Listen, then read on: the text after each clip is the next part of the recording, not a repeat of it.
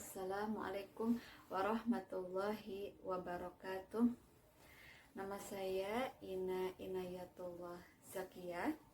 Saya dari kelas B6 Prodi PJJ-PAI UIN Syibar Syekh Nurjati Cirebon angkatan kedua. Di sini saya akan memaparkan pemahaman saya mengenai materi akhlak tasawuf, yaitu akhlak yang timbul dari rukun Islam. Saya mengambil dari materi yang dibagikan oleh dosen dan juga dari referensi lain, yaitu jurnal yang berjudul 5 Pilar Rukun Islam yang Membangun Kepribadian Muslim yang ditulis oleh Nurjana.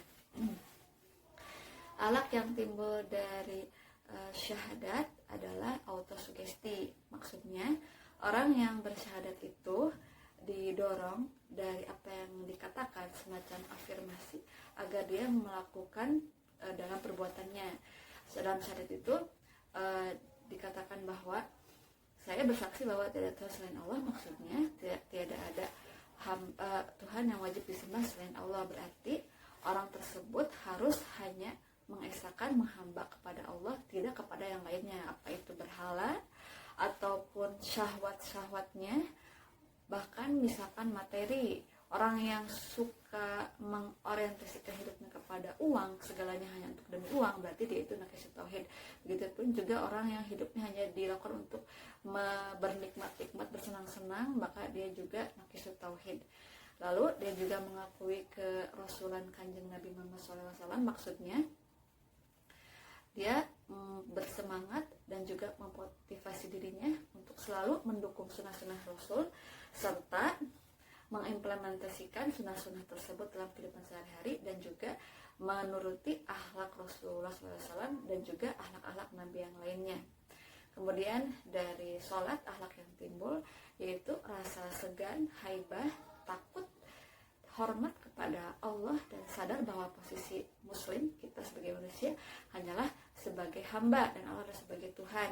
Lalu ada keselarasan antara perkataan dan juga perbuatan.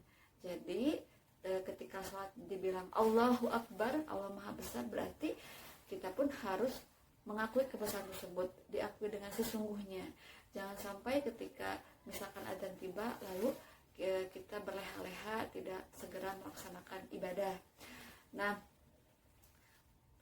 menyadarkan muslim juga bahwa kita itu hidup di dunia tidak hanya sebagai hamba, tapi juga sebagai khalifah yang ditugaskan untuk memakmurkan bumi ciptaan Allah. Lalu sholat juga menghindarkan diri dari perbuatan keji dan mungkar, diibaratkan seperti sungai yang selalu membersihkan sehari 5 kali. Akhlak yang timbul dari zakat yaitu kecerdasan materi, di mana manusia itu tahu dari mana dia harus mendapatkan uang, maksud dengan cara yang halal, dan juga kemana uang tersebut disalurkan. Maksudnya tidak hanya untuk memenuhi kebutuhannya, tapi juga memenuhi kewajibannya untuk menolong orang-orang yang membutuhkan, sehingga tercipta baldatun thayyibatun wa rabbun ghafur. Menurut Imam Ghazali, zakat itu fungsinya ada 3, yaitu wujud rasa cinta kepada Allah Subhanahu wa Ta'ala, kemudian menghindarkan diri dari sifat fikir dan bakhil, dan juga rasa syukur kepada Allah. Sedangkan puasa itu adalah kuwatul iradah atau tekad yang kuat. Dari puasa itu dilatih untuk menjadi orang yang bertekad kuat, sehingga menjadi pondasi dalam kesadaran dan dalam semangat hidup. Serta puasa itu menekan nafsu perut, yang kalau tidak ditekan, nafsu perut itu akan menjalar kepada nafsu dari biologis. Nafsu biologis pun jika tidak ditekan, dikendalikan, akan menurunkan martabat dan harkat manusia. Puasa sendiri juga menimbulkan rasa sayang kepada sesama, dan juga menjadi tidak hanya muslim yang peduli pada dirinya sendiri, tapi juga peduli pada orang lain, dohir dan batin. Lalu ibadah haji itu menghindarkan dari perbuatan fasik dan juga cabul dalam itu perkata ataupun perbuatan, dan juga dalam pikiran.